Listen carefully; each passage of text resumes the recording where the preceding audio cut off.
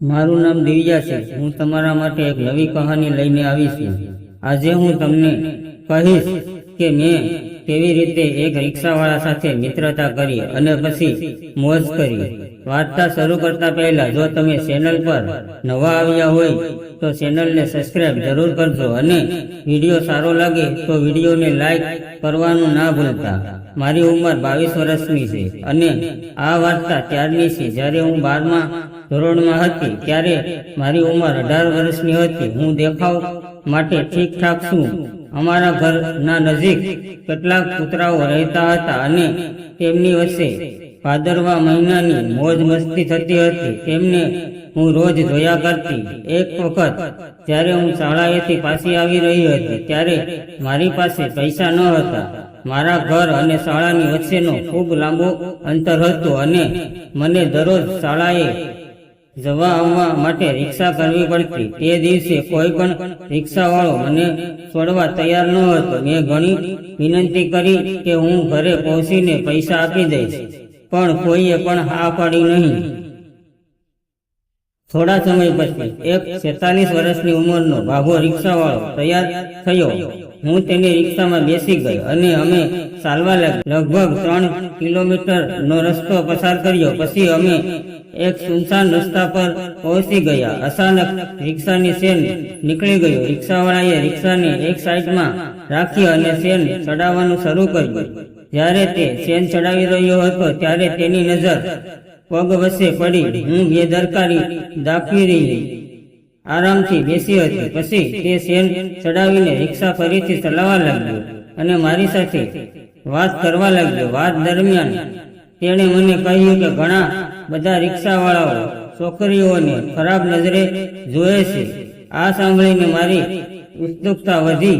મેં પૂછ્યું કે કેવી નજરે અને કેમ જોવે છે? તે બોલ્યો, તમે સમજી નહીં શકો। મેં કહ્યું, તમારે મને સમજાવવું જોઈએ જેથી હું આ બધાનું ધ્યાન રાખી શકું। તે બોલ્યો, તમે ખોટું માની જશો। મેં કહ્યું, હું ખોટું નહીં માની, પ્લીઝ મને જણાવો। તે બોલ્યો, તેઓ એવું કહે છે કે સફેદ છોકરીઓના વાળ ભૂરા હોય છે, કાળા નથી હોતા। હું બોલી, ના, એવું તો કશું નથી। તે બોલ્યો, તો કેમ હોય છે? હું બોલી, કાકા, તે કાળા જ હોય છે। રિક્ષાવાળો બોલ્યો, હું માનતો નથી, મેં તો વર્ષોથી એ જ સાંભળ્યું છે।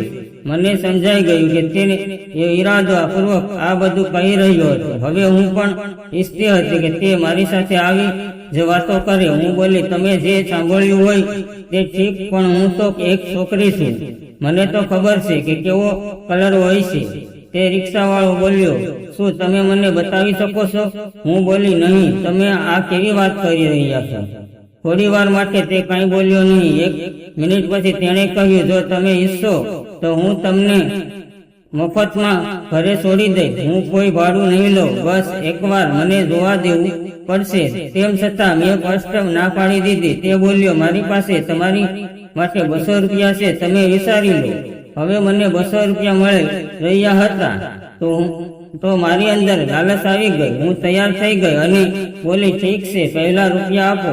આ સાંભળીને તેણે રિક્ષાને રોકી દીધી અને તેણે ખિસ્સામાંથી 200 રૂપિયા કાઢીને મને આપી દીધા। મેં તે પૈસા મારી બેગમાં રાખી લીધા।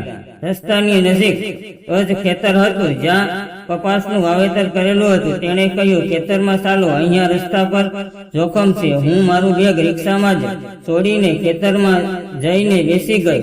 થોડે દૂર જઈને બેસી ત્યારે હું દેખાતી ન હતી। પછી તે મારી પાછળ આવી ગયો અને મારી બાજુમાં બેસી ગયો। મને થોડી ગભરાટ પણ થઈ રહી હતી અને થોડી મજા પણ આવી રહી હતી। જ્યારે પણ આ વાત મને યાદ આવે છે ત્યારે મને ખૂબ જ આનંદ આવી જાય છે અને મારા ચહેરા પર એક સ્મિત આવી જાય છે। મારી વાર્તા તમને કેવી લાગી મને જરૂરથી જણાવજો।